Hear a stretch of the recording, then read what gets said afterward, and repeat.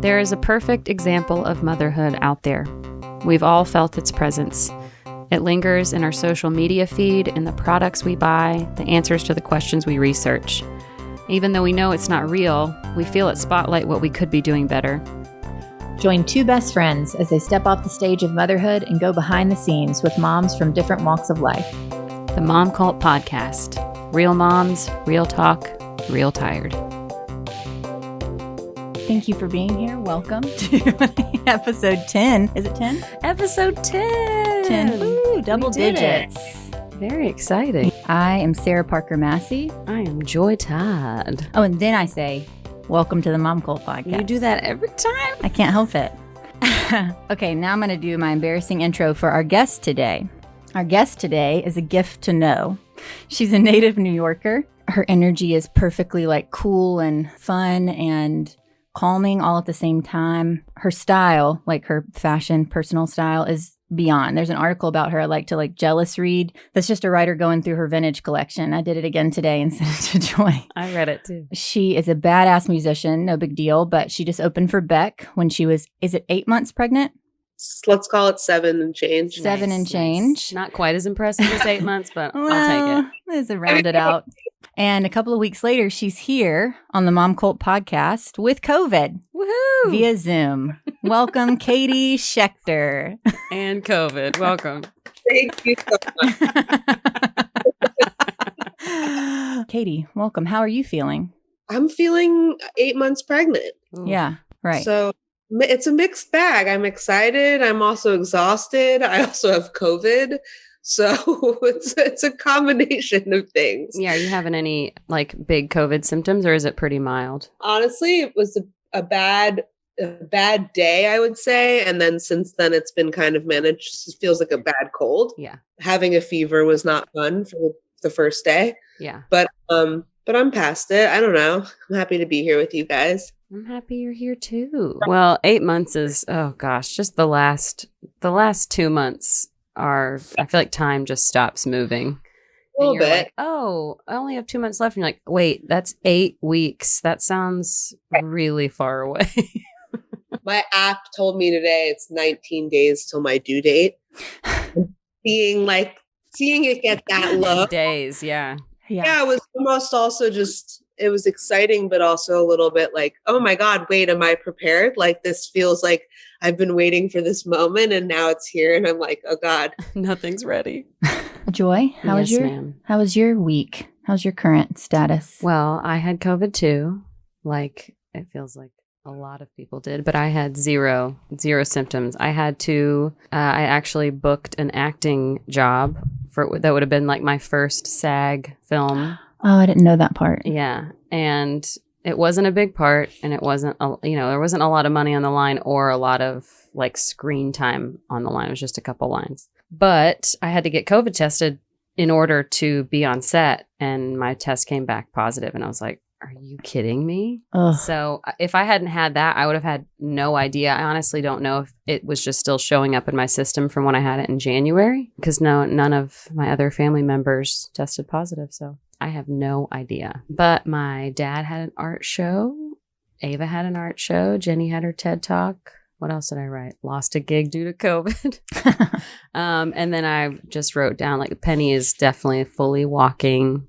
She's saying up and down and dada. And then she'll go, no. Oh. Joy has, Penny is not 2? No, she just turned not even 16 months. Yes. Oh, wow. Yeah. I knew that. She knew that. Yeah. And Ava is 9. Nailed it. Almost double digits. Oh, wow. That's amazing. It's crazy. So you must have started young, huh?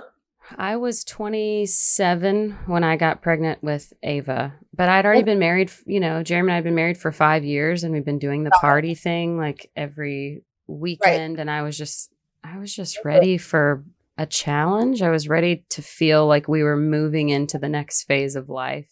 Yeah. And then just underestimated, obviously, how hard that phase of life is, especially your first, but how left behind I would feel, even though I was the one to make the choice. to move to the next phase. No one else was even close to doing that. And so that was just way more isolating than I anticipated. Yeah. How are you this week besides, COVID and being 8 months pregnant? I'm good. I wish everyone could see your face, right? She looked confused. Well, I had really weird dreams last night that I was like screwing everything up, and I had the baby already, and this woman kept trying to tell me how to do. I don't know where this dream came from, but I woke up like, oh my gosh, I feel insane. And I must be hormones. I've never had dreams like this in my life. Yeah. Like, it felt so real. Like I kept wanting to try and breastfeed. And this woman who I've never seen in my life before kept being like, no, you have to do it this way. And then would take the baby away from me and try and do things her way. And I was like, wait, but I just need to try. This is my first try. yeah. It was the most anxious dream. Oh, that's so stressful. Oh my God. Yeah, that sounds a little like a lactation consultant. Maybe. Not That's a good awful. one. No, I Not a know good one. what you A mean. terrible one. Did you have dreams like that? I did right towards the end, but not exactly, I but don't just remember. like weird, so intense. I'm sorry. Like living in the future, but like a bad future. Yeah. This is not what I want to do. Yeah. Future. Right. Oh, so I guess reality will be better. But yeah, I'm in a weird space, I guess, if I'm being really honest. Do you feel like everything on your list is pretty much done and now it's just a waiting game, or what do you have left that you're like, oh? Yes, but like this nesting bit is like just it's really just like another word for like OCD for me. Mhm. Like, let me reorganize the again. Yeah. Things really, it's like I just don't know what else to do to prepare. Right. I feel lucky I'm in a place where I think, the things that I need in order to help a child survive, but I'm definitely like rearranging things in a healthy way. Yeah. Yeah. In a full sense of control. Yeah. Yeah.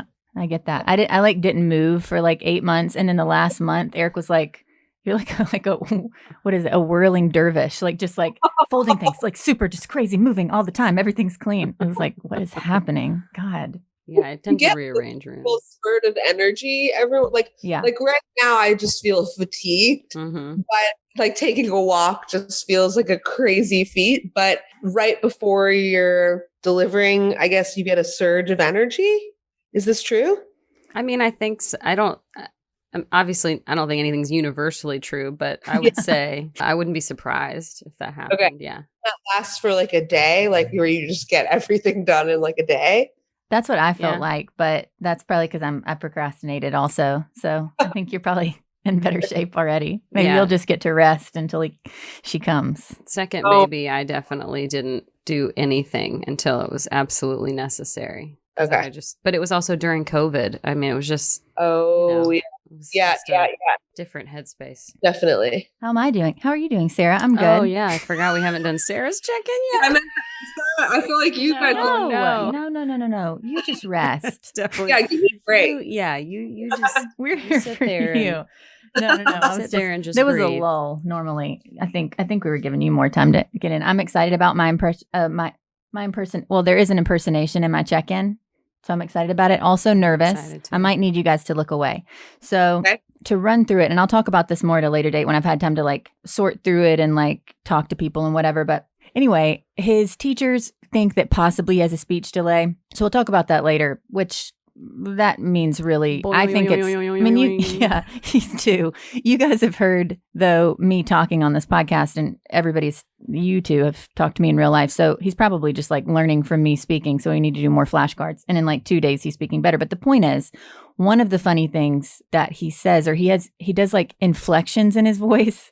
And one of the funny things that he does is, I figured out last night, I couldn't think of what it was. I went through all these things. Like I was like, it's like Judy Garland. It's Jimmy Stewart, like from It's a Wonderful Life. Oh my God. He says, I might have to do this a couple of times because it might be too loud. Okay. You warm up. Okay. Oh, this is super funny to me. Why do I say that? Cut it. He says, well, you're so close to the mic. Okay, still. okay, back it up. Yeah. He says, well, what was that?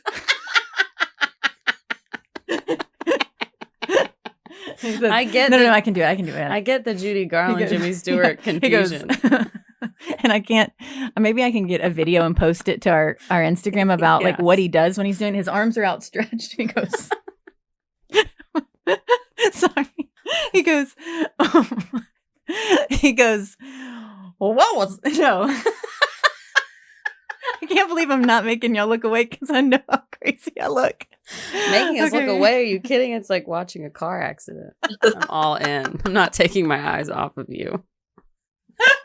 He goes, I'm sorry. Okay. I got it.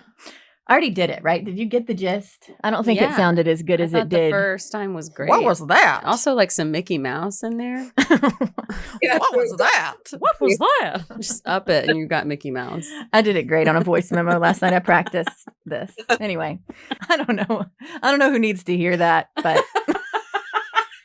I don't know who this is speaking to out there today. It's my favorite thing that's happened. So it's like, it's just a precursor to, I think he's going to be at least inadvertently funny. And that's really exciting. I mean, I know that he's funny. Like his physical comedy's been really top notch since day one. He's like really like a lot of like Carrot Top stuff. I don't know if Carrot Top does physical comedy. Maybe it's like Three Stooges. Anyway. Does Carrot Top have kids? We should have see if we can get him on. Carrot. Sarah is loopy today. I'm not. I just think it really makes me. It's like, do you know you have things that make you laugh, like till you cry, like every time? Yes, like if my sister. That's why when Jenny's on and we're talking about anything about our childhood and our family, there's something about sibling laughter that's like a different. Yeah, it's like a deeper. It's just like a knowing of all the things. It's so many things. Yeah, that. And then, Katie watches some Housewives too. And so one of the things that makes me laugh for anybody who watches The Real Housewives is Dorit Kemsley. There's this scene where she goes to like a Mercedes. This is a deep cut. I don't know. I'm just going to say it. Let's do it. I'm just saying this is one of those things that makes me laugh like this. Dorit Kemsley goes to, it's like not even Mercedes. It's a fancy car dealership, maybe Ferrari with Erica Jane and I don't know what season. But the way that she screams, like when she walks into the dealership, this podcast I listen to has that clip and it hits my gut, like makes me laugh every time. Anyway, so when Parker does that makes me laugh. That's my check-in. That was this week. Okay. Wow. Thanks for listening. I think I just got off a roller coaster. Somehow that was enjoyable to me. I enjoyed it. I like roller coasters. All right. Well, there you go. Saying, it was a ride. Is this stressful for you, Katie? I can't tell. Okay. No. I have a question. Yes. The whole idea of being a mom, wanting to have a baby, when did all of that start to make its way into your brain? A good one. That is a really good one. I feel like I always maybe abstractly wanted that at some point in life. My closest friend I grew up with had a baby a year and a half, almost 2 years ago. And I feel like it was kind of seeing her go through that transition that kind of made me think like, okay, I really want this. This is the last one of my friends I grew up with who's doing this. So yeah, seeing like people that you grew up with like going through that change, I think that was like, oh, okay, like this is the time that you do that. I was holding on to like my single fun loving life a little too hard maybe. And then something shifted like around maybe a year and a half ago. Yeah, I feel like for some people that's a mental shift. And then I feel like I've had people I know that like their bodies physically want it. Yeah. Yeah. Interesting too. Yeah. I always felt like it was something I wanted, but I did have like some bodily things that, it was like weird. Wasn't there something like when we're a certain age, like as women, like hormonally, our bodies are like, hey, this is when it's time to do this.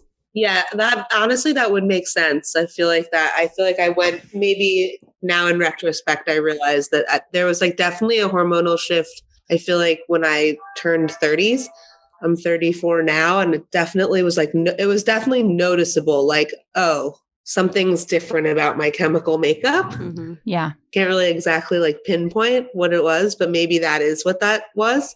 Was it easy did it happen pretty fast or did you guys have to try for a while?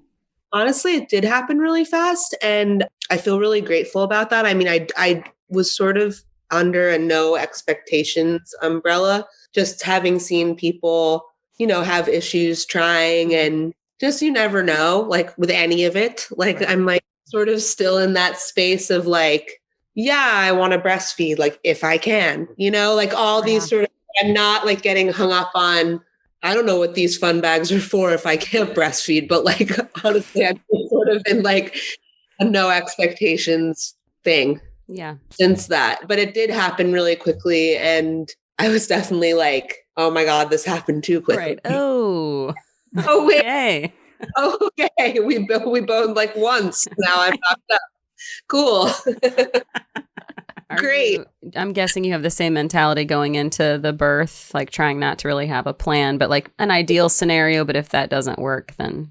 Yeah. I mean, I feel like this might have been one of your questions. I have would like an epidural, I think.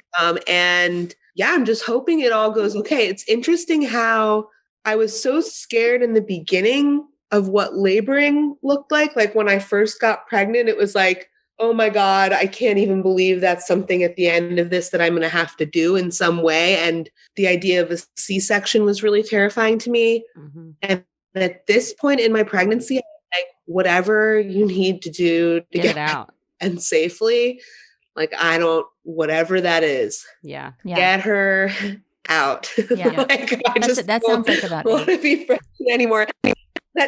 So it's, it's interesting how biologically it's like something really shifts within you where you're like thinking about things in just a totally different way. Yeah. Well, and it starts to feel like, well, if I have to choose between this baby getting out of me in a way that, neither option sounds fantastic, or feeling 8 months pregnant for the rest of my life, I'm going to choose to get this baby out. Yeah. You need to extract her from my nostril. Like, that's like, I'll do whatever. I mean, this is like, it's time to not be pregnant. I also just feel like there's like this weird, I'm so heavy right now. I just feel like there's this almost sense of relief that you must feel after giving birth that like you couldn't possibly imagine when you're first pregnant. Mm-hmm. So I'm like really looking forward to that, even though I'm sure it'll be painful and insane. I'm just like, wow, that'll be so nice to like turn on my side in my sleep and not like wake up every single time I like move. Yep. I was so excited to sleep on my stomach again. Yeah. It was like the biggest treat. Yeah, exactly. It just really, your priorities shift. Yeah. Like I make it a point to think about that regularly, like how grateful I am that I can sleep on my stomach and breathe because of that experience.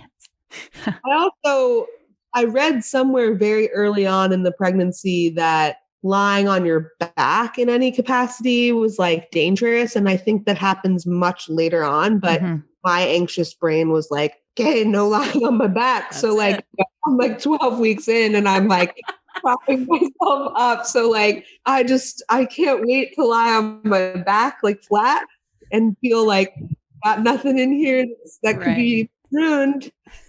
I did that. No nerve I'm cutting off that's going to kill my baby's circulation. Right. I had that exact same fear and did the exact same thing. Yeah. So I'm really excited for that. Yeah. I also, do you have one of those pillows that you wrap around your, did you ever do that? I never really got the hang of it. I had it the second time and it was magical. Magical. Yeah. My husband got me a pillow. It's called a Yana. Ooh. This pregnancy pillow, it's a little pricey. It saved my life. It is the texture of this pillow and the shape of it. It's divine. I feel like I might not retire it ever. Maybe we can get them to be a sponsor for us. Yeah. You need to hit up Yana. They're amazing. I mean, he's excited about the Yana. He saw how instantly he just got my friend who's pregnant a Yana, like as a present. My husband's excited about the Yana. He has a deal with the Yana. He has a deal. He's got a deal with the Yana. This is not something I planned to ask. I was really excited about gear. Is there anything you're excited about baby gear wise? I don't know if people care about that, but I do.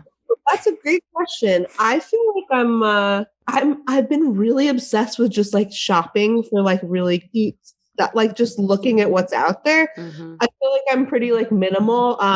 There's this company called Pear, Pehr, that is just like so sweet, and it's like all organic, and just like their like textiles are like so.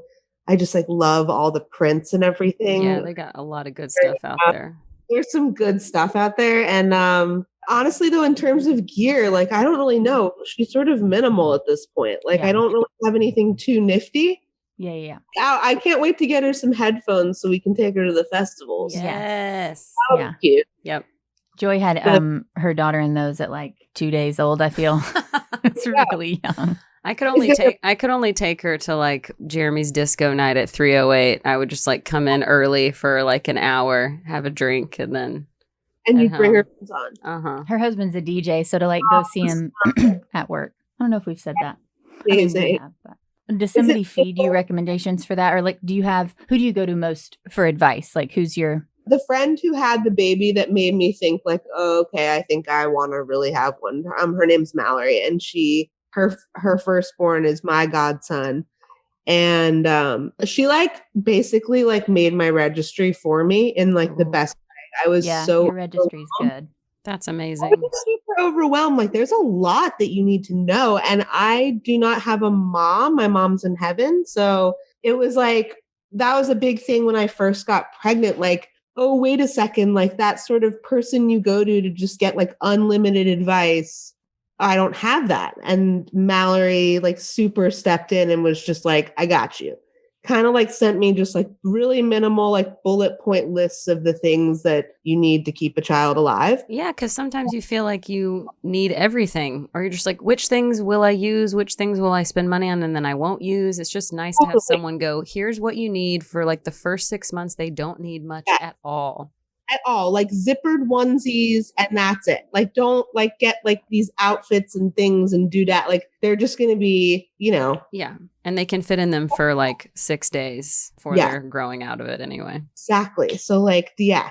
And yeah, I just super trust her. I also have a doula who I really love, who she's, her name's Emily Gervin, and she lives here in town. And she's been also just really helpful, like with just like any question I have about anything really, like concerning myself, my body, anything like that. So it's pretty lucky. Well, if it's any consolation, our moms had a very different experience as moms than we did.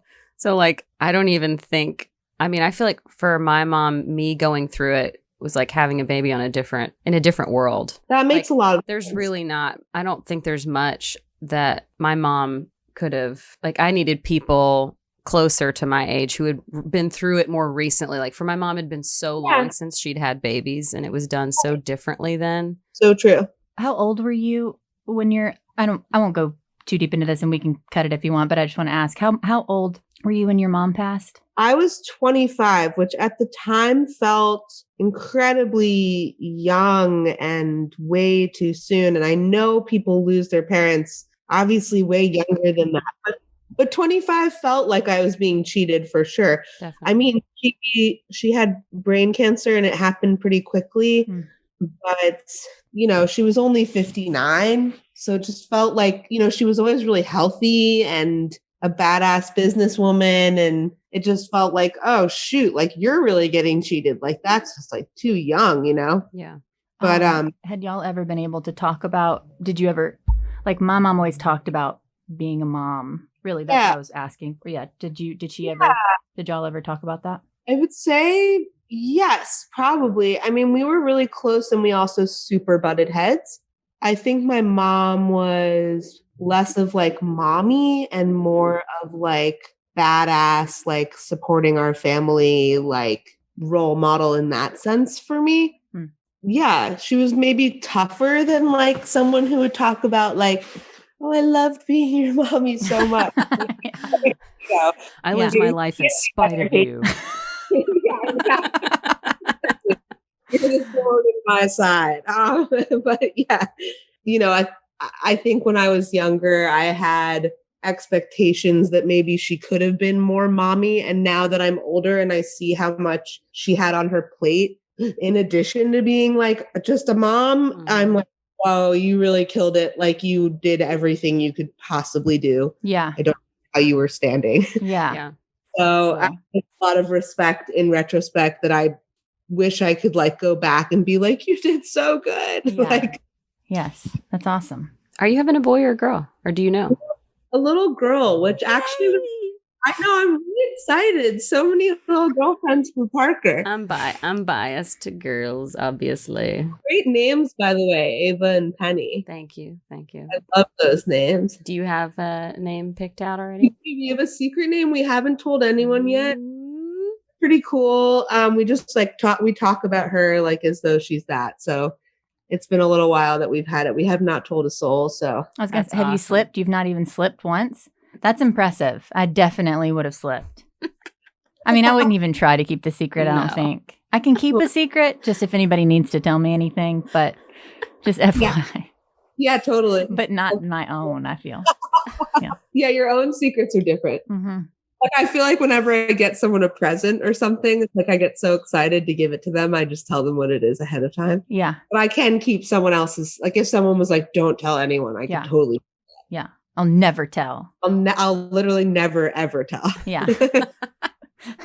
Has it been long enough since your mom passed? Or I don't know, has just being pregnant, has any of that brought up Definitely. any just new emotions or connections to her? Or Definitely. I mean, it's interesting. It's like the second I got pregnant, it actually came up a lot. And I love that we're talking about it because I do think there's this like unspoken thing where as a woman, when you go through it, even if you have a contentious relationship with your mom, it's sort of this like unspoken source of support that's just there. They've been through it. They had you. So when I found out I was pregnant, it definitely came up and it felt like there was something really big missing in my life.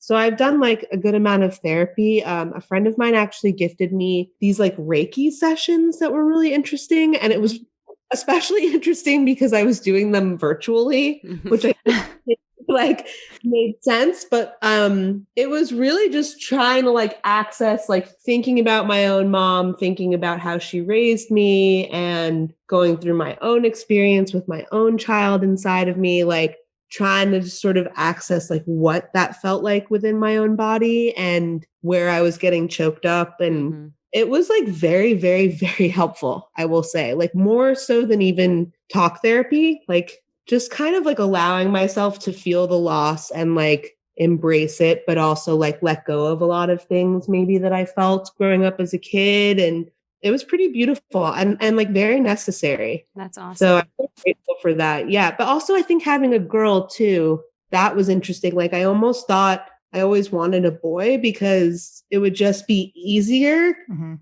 a sense, like to wrap my head around like what type of relationship that is. Like mother-daughter is like a different thing. So that was sort of interesting. Like I was like, oh fuck, I'm having a girl. Right. Like, Here we go. Yeah, exactly. Here we go. Like, oh God, I hope she's nothing like me. Start signing her up for some Reiki sessions like as she comes out. Yes. Yeah. Exactly. But I do think also I'm in like a really different, like you were saying about your mom's, like there's like, I mean, generationally speaking, just a different thing with our moms being moms. Like I feel like we have it better in a sense. There's a lot more conversation happening and community and information. And I don't know. I mean, just, I feel like I'm in a different space than my mom was doing this. And I feel really lucky for that. Yeah, totally. Yeah, I live a different type of life. All of the responsibilities are not just on my shoulders. And yeah, I don't know. I just sort of at peace with the idea that she did her best and I'm going to do my best. Of course, I'll fuck up, but you know, it's just going to be it's going to look a little different, I'm sure. Yeah. Well, and even just us having really the freedom to choose when we feel ready to be moms. Like I feel like for our moms, it was just like thrown in with the package of like, this is just inevitably going to happen. And not too long after you're married, preferably the sooner the better. Yeah, definitely. My mom was trapped in a house in the middle of nowhere with 3 kids and no car because my dad would take the car to work every day. Right. Don't know how. I mean, I know she will reference like, oh, those were my dark years or like blackout years or whatever. But having lived through like days that feel like that, or maybe a week or 2 here and there that feels like that, I mean, it's dark is the right word. Like, I cannot imagine. And I get that they didn't even, it's harder for us because we do have more resources. So we have more of the comparison of like, here's how I feel, but I know here's how I could feel. They didn't have here's how I could feel. They were like, oh, this is just life. This is this is it. And there's not anything I can do about it except just keep waking up every day and getting through the day. Yeah. Yeah. And like for some, like saying it's hard is not acceptable, or it's just, a lot, very different. Right. And like even just the way that we're communicating right now, like having an outlet and other women to talk to, like that, I feel like that shared space like maybe existed on some level, but you would first of all have to be there physically. Right. Which then imagine the logistics of that. You know, it's definitely, it feels like it's easier now. Definitely. Yeah. Yeah. So our moms are all badasses and their moms are even more badasses. Yeah. Oh my God. And their moms are even more badasses. I just had like several images of like older and older and like the nose, like a woman churning butter with like, you know, rough hewn hands. A baby in one hand and then like churning with the other hand. Yeah. Yeah. We're like crying into our Starbucks latte. Yeah. I literally Starbucks right here. I cried. Drive-through. I ordered ahead of time. Yeah, you did. I didn't even have to talk to anybody. I got reward points for this shit. They're going to give me a free one. I'm going to get a free one. They better give me that free one. Give me that freebie. I'm not going to order it. Sorry. I'm not going to keep going.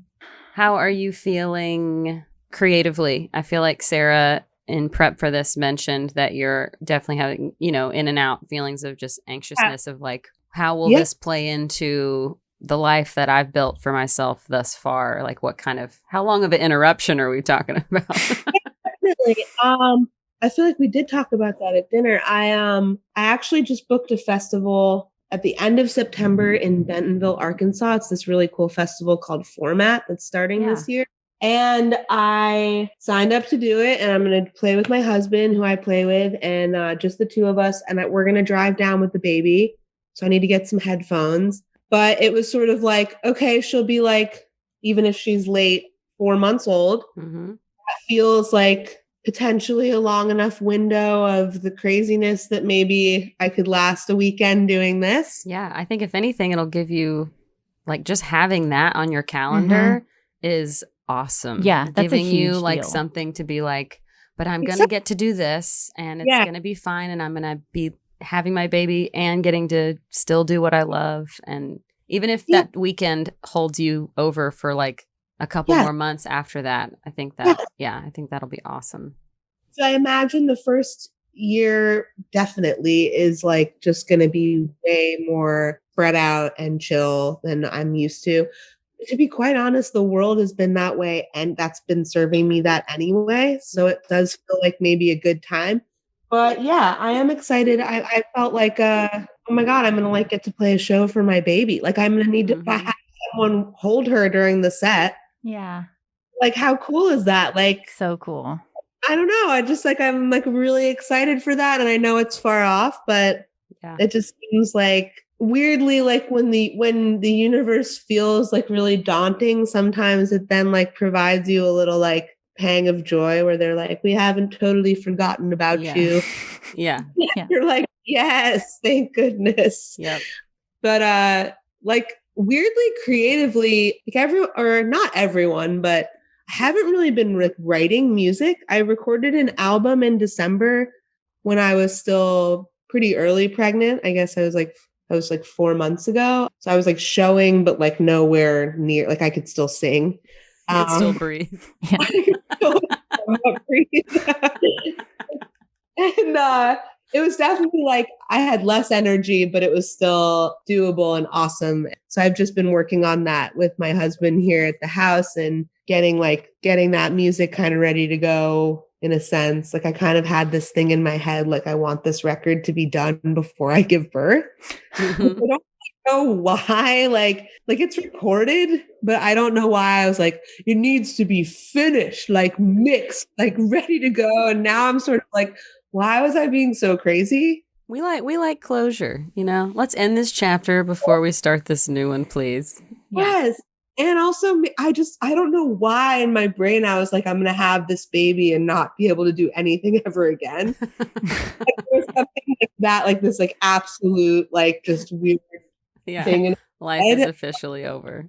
Yeah. Which now I'm like, first few weeks or first few months are inevitably insane. But I think if I needed to add some glockenspiel to a track, you can make that happen. We can figure that out between like the two of us and someone else. I think it'll be okay. Yeah. So I'm picking up on that deadline a little bit. It almost led to divorce. So there'll be plenty more of those moments. Yeah. Sure. I feel like it'll be cool also just to have the music somewhat ready. Like after I have the baby at some point to put out a new record will be really exciting as well. Yeah, for sure. It's so cool that she'll get to see you do that, like perform and record and all those, like being creative in that way. Anything that all of our individual things. I just think kids seeing us do our creative endeavors or our work, which for a lot of people that we have on or whatever ends up being, I love that. That's one of anybody's work, period, but you know what I mean? That's one of the most, when I kind of started, like having Ava really pushed me to figure out who do I want? What kind of mom do I want to be? What do I want her to take away from me being her mom? What's the best, happiest version of me? Yeah. Which pushed me to, start performing again. I hadn't done it for about 15 years after my first semester at college, but it had been all I did up to that point. And then I think inadvertently I met Jeremy around the same time.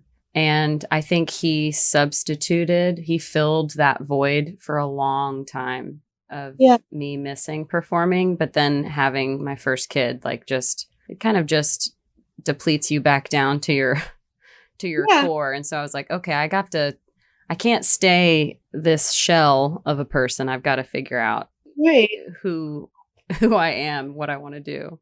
And then with Penny, I had just gotten it back. I'd started doing theater again for a couple of years. And I was just like, it's not an option. Like, I'm not quitting. I'm not stopping doing this for 3 years to have another baby. But I also don't want to not grow my family to keep doing dinner theater out in Bellevue. So surely there's another option here. I relate very much. Yeah. But if you can get yourself in the right headspace, and I have really just had to be like, I'm not a victim to this. I'm not a victim to being a mom. If I want to have that mentality, then I'm going to end up seeing other moms doing awesome things and think, why can't I feel like that? Why am I not doing that? And I think I spent like 2 days crying after I got the positive test with Penny. It was quarantine had just started, and I had 2 days of pouting about it. And then I was like, I get a chance to do this differently. I get a chance to be the mom I want to be this time, and not act like this has happened to me. Like I chose this. I knew that this was probably coming and that I wanted this. But just speaking on just the feeling of our kids getting to see us do what we love to do is, I don't know. It's fulfilling on a level that I didn't really know existed. Like, I've got in our basement, I have like a self-tape room that I've been gradually like adding to and making more of a space for auditions and stuff. Yeah. And my mom and Ava organized one of the rooms in the basement to be her playroom. And there's a door that it goes to the playroom, and there's another door that goes into my like self-tape room. And she put strips of tape on the door. And on one strip, it says Ava's playroom, arrow, and then mom's acting room, arrow. And like every time I think about it, I want to cry. Me too. Because I'm like, she knows that that's like a normal thing, that to her, I'm an actor. And that's barely even normal to me. So it's just like, oh, it's so fulfilling. That's really beautiful. When we came out to see you, this was a couple of years ago, I like you're crying, so I'm just going to make you keep crying. Must be so proud of you. It is. She said, I saw you in a play, and she said, my mom's famous. She's there. That's my mom. Like my headshot in the lobby. No, like inside. She was just telling people in the way in. My mom's famous. She's in this play. And they said, "Who are you?" It's she cool. said it to all the 85-year-olds in wheelchairs eating at the buffet. It's not true. Hey, I don't regret it. It was really fun. I was there. Was it good? Yeah. It Yeah. was good. You were the best part. Yeah, exactly. Yeah. Yeah, I do think that just must be so cool that she gets to see you do your thing. It's like almost like a new reason for doing anything. Mm-hmm. I don't know, like a better reason, a deeper reason. Yeah, well, you know that they're taking in like, oh, my mom was a mom and she was here and present, but she was also really happy and doing her own thing. And I want my kids to know that they can do that. Like that's an option, because we are in this weird, like we were just talking about our moms, we are in this weird generational place where we do have so many more choices to be the kind of moms that we want to be, and be the people, not just moms, but ourselves that we want to be, and finding that balance of how to do both and how to make those work together instead of feeling like those things are fighting each other. And like, if we get to pass that mentality down to our kids, then like imagine what they're gonna be able to do with their own lives. Yeah. I also, like, you said something earlier about like this, I guess, happened for you younger than it did for me, but being 27 and sort of feeling like, okay, I've done this. Like, I sort of hit that point too where I was like being creative, but also just kind of like, there was just this like a sense of like boundlessness where it was like I almost like wanted more parameters or more of a challenge. Like, like, okay, like it's all nice, like every day waking up and being like, I can create for myself and I can do things for me. And it sort of started to be like, that doesn't even feel that special anymore. Right.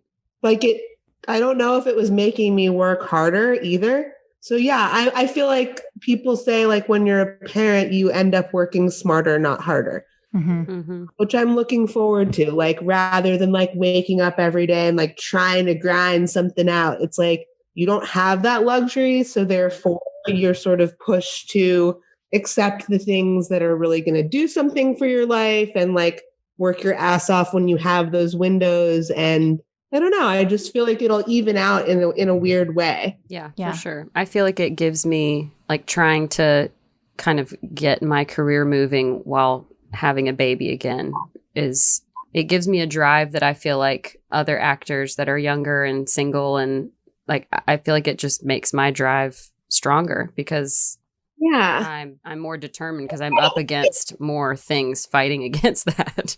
Yeah, like the clarity came from exactly what you're saying, the work smarter, not harder, and everything that doesn't matter just gets swept away, which is so much of what happens whenever I didn't have the boundaries or the parameters, having to figure out when to do what. It's like you have to do it in these, you already said it, but exactly, like that's I just feel like it made me did it yet, so you're confirming it, but better at like, life in general.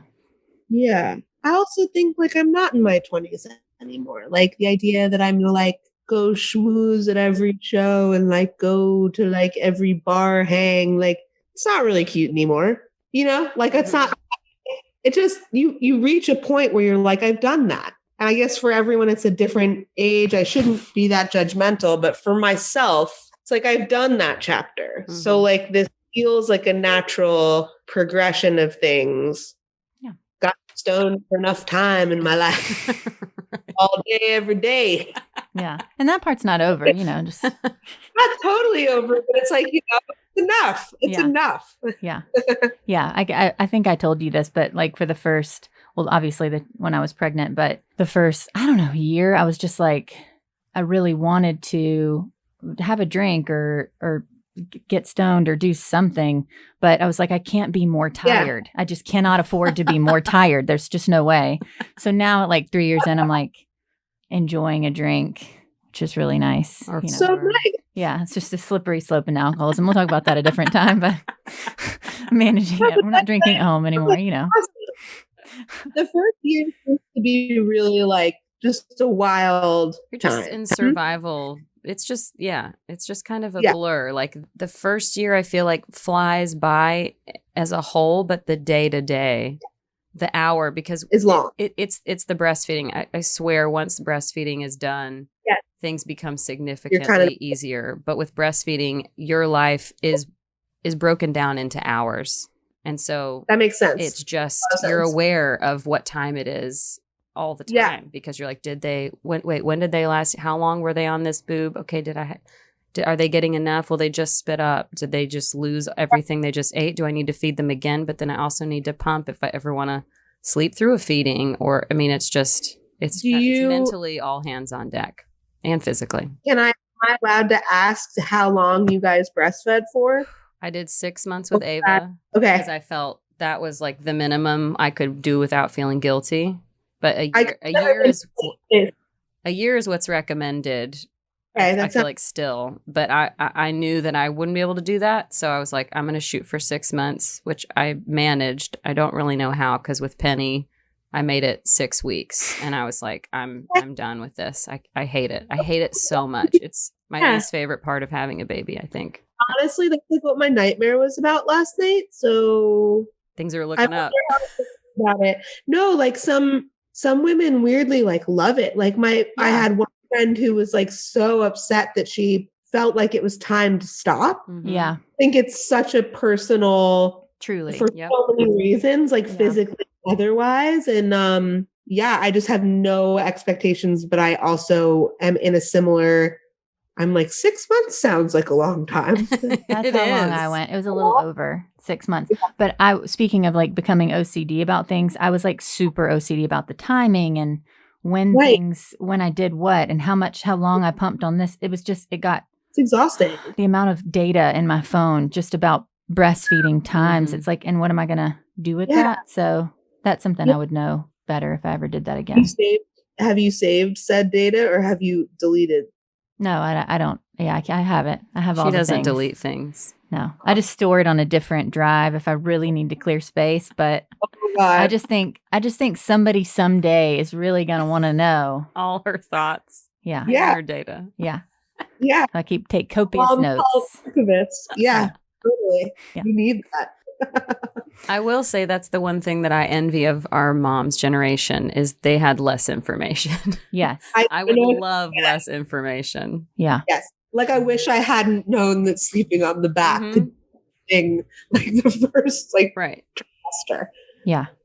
Because I feel like it's a lot, and it's such a mixed bag of like wanting to know everything, but then like reading an article and being like, I'm having a panic attack. Like I did not. Well, you can't look up a car seat. If a car seat can have like 5,000 5-star reviews, and then it's got like 14 1-star reviews, and that's all you end up reading. And then you're like, is this car seat going to kill my baby?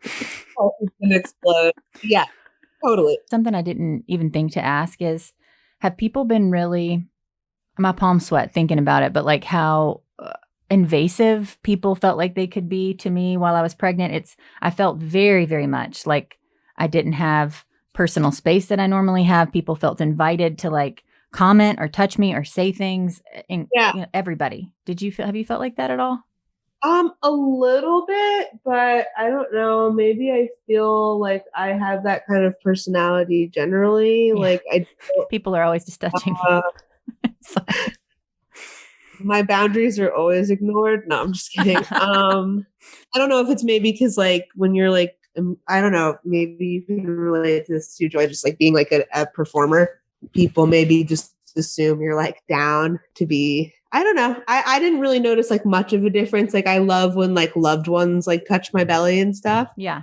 Like that's like really sweet to me. Yeah. One thing that's like been weird though, that like sort of wigs me out is like people are like, oh, like your belly's looking big. Like how many months are you? Like, oh no, you're further along than that. Like, yeah. I'm like, no, I'm not. Like, that's what I mean. Yeah. And I'm sort of like freaks me out where I'm like, wait, do I look like weirdly big? Like I know I'm pregnant, but like, is this like, am I like abnormal or something? I don't know. It does.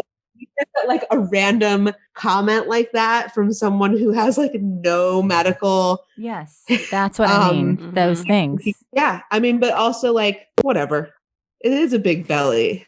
You're like, she's not too big of a massive. Belly. We'll see. They're not lying. I am huge. Like I'm massive. They're not. That's the thing That's not the point. I feel like I am an artist. Like this isn't. And I do it to myself too. Like I'll Google like normal looking stomach at 7 months pregnant, and I'm like, oh, all of like, definitely not. So I like don't respect boundaries, I guess. Anyway, but yeah. When I was pregnant with Ava, I got a pedicure at I think at 8 months, and I'm really bad at picking out nail colors. I panic at how many choices there are.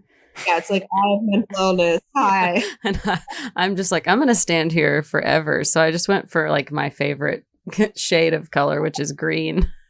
Painted my giant swollen feet with green toenails. And I went to my doctor's appointment like a couple days later, and he called me Fiona. I was going to say Shrek. Yeah. That's hilarious.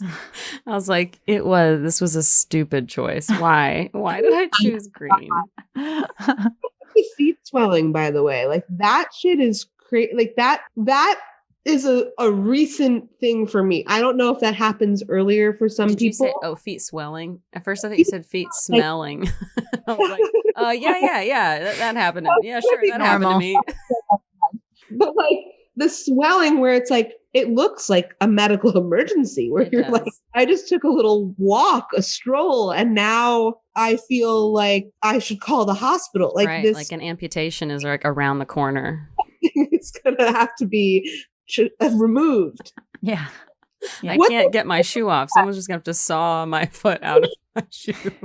It's not like people are like, oh yeah, your feet grow up a size. It's like, no, they swell to the point where it looks like you weigh 300 pounds more than you do. Yeah. Like that's not okay. It really took me by surprise, and it's been very upsetting to me.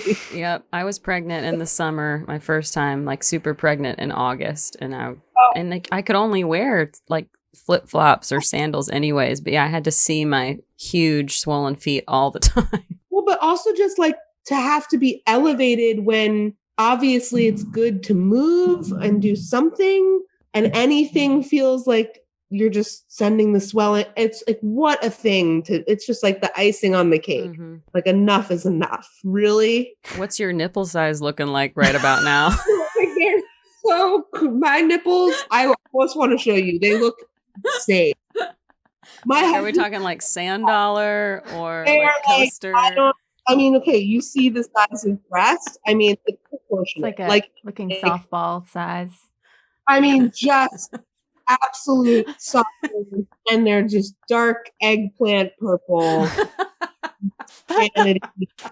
Insanity. Like I mean, it's kind of cool looking, I guess. I did do a new photo shoot with Elise Afghan. Yes, they're beautiful. One day will be very cool to see. But like, this is like really like, this is a science experiment. Yeah, I remember feeling like, no, people need to see this. It's like at a museum. Like this is crazy. I want to say I've gained 70 pounds. Wow. That in the Momcult, because I don't know if everyone needs to hear that. I think that I gained at the end. I told you this. I gained like 12 pounds in the last week, literally. So I was at like 80 something, and I think I ended at 97.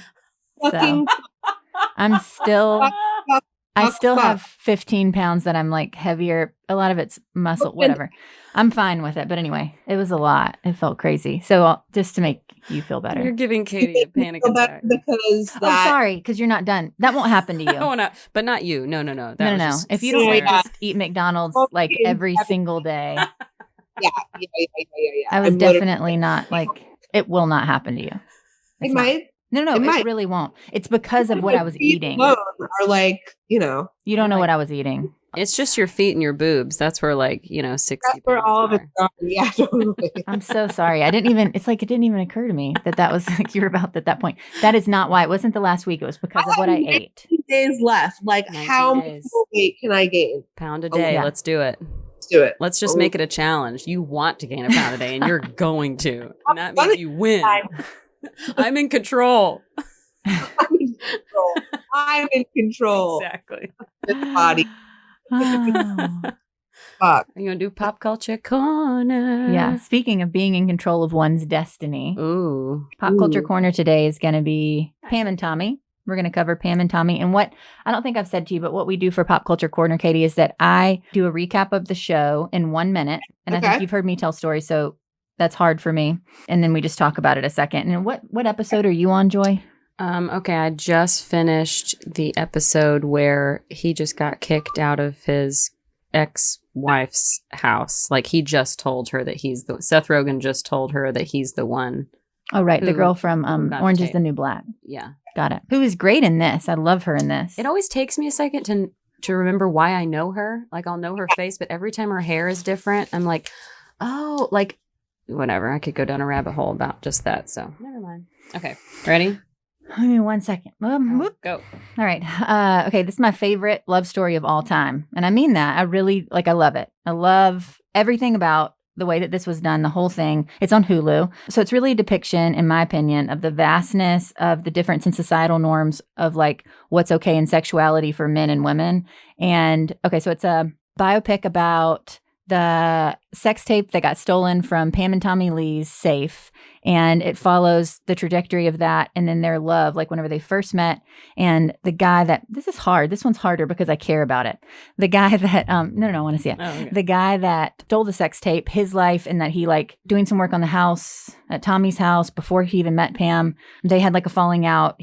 Tommy kept his tools, didn't pay him. And then the guy came to steal a safe and the tape happened to be in it. And then he released it. And he also as an aside, which kind of helped me understand him was, damn it, my minute's up.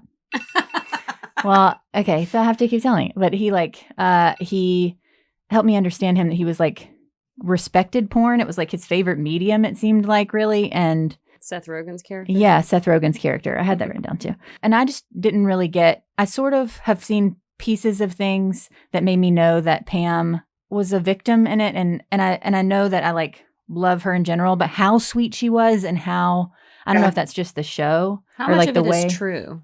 I don't know. I thought about that when I was writing this recap. Yeah. Is it really, really accurate? Because it feels, I have heard things now that, I don't know. The way that she was treated, she made me really sad and really respect her. And also think that their love stories, I don't know. I love it. I love that. Okay. So that's it really. Well, I'll let Katie chime in so that we can. What do you think? You love it? I don't have much to add to that. I loved it too.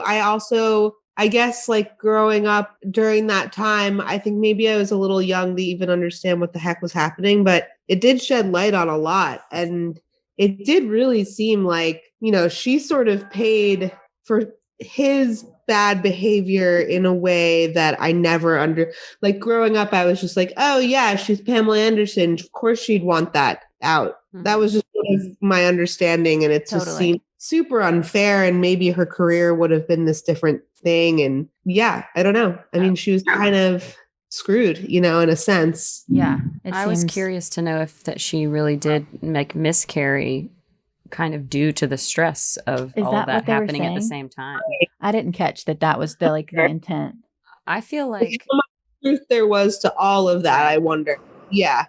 And I felt also at the end, at the very end, little spoiler for you. Well, not really. Sorry. Well, I mean, it's not really a spoiler. Everybody knows what happened. Right. Just that she's pregnant, and it sort of seemed like she was ready to move forward because of that, and the way that. Oh yeah, and then when she has the baby, just how that gives her this strength to move forward. Anyway, just Tommy and Mommy on a ring finger. Yeah. At the tattoo parlor. I cried. Sorry to spoil that moment. That's okay. Yeah. I'll really try and cry while I'm watching it as if I didn't know. Well, I've dug deep after the fact, and it seems like she's an incredible mom and woman in general and so professional. And yeah. She just got a raw deal. It sucks that happened that way. How do we feel about the talking penis? I love it. I love that they made things funny in the middle of. And I loved that they showed penis. I loved that it wasn't just another show where it's woman's bearing all and guys have full clothes on the whole time. Actually, I just registered that's why they did that. Be for sure. It was mock that. Justifying him even more so than this absolutely celebrated nude sensation of Pamela Anderson. It was sort of amazing. Yeah. It makes me uncomfortable still. Like I'm not used to it, but I'm like appreciate that I'm being forced to get more comfortable with it because I Full feel frontal male nudity. Yeah. Or talking people. Well, we're all like programmed to think that that's like normal to just see like bare breasts or even a full naked female body. And then like all of a sudden they throw a dick into the mix and we're all like, oh my God. I was like texting my friends like, oh my God, there's a penis. And it's talking. Like, you know, that just shows. And it's a talking penis. The one part where the girl from, sorry, I don't know her name. That's not nice. But from Orange is the New Black, she comments on how Pam frames the shots of Tommy and she's the one filming and the way it's just. That's the episode I just watched. Oh, cool. Yeah. The way that she's like smart and like it's emotional and she catches him when he's coming instead of shooting it like there's the porn part really. Anyway, I just think that Pam should run for president. Yeah, I love her. I love her so much. She's my new favorite. Yeah, she's amazing. Besides Katie. Katie's my new favorite. And then Pam's like a couple notches underneath. Yeah. Yeah. Thank you. Yeah. Good company. Yeah. Yeah. Well, thank you so much for being on, Katie, with COVID. Thanks for and having me. Pregnant and not being able to breathe. And I'm so excited to. From my. Yeah, exactly. But I'm so excited that I finally got to meet you. Me too. And I love your sweatshirt. Thank you. Me Thank too. you. I haven't said it yet. But it's really great. Well, Jeremy buys me all my clothes and tells me they're cool and tells me just to shut up and wear them. So perfect. I love that.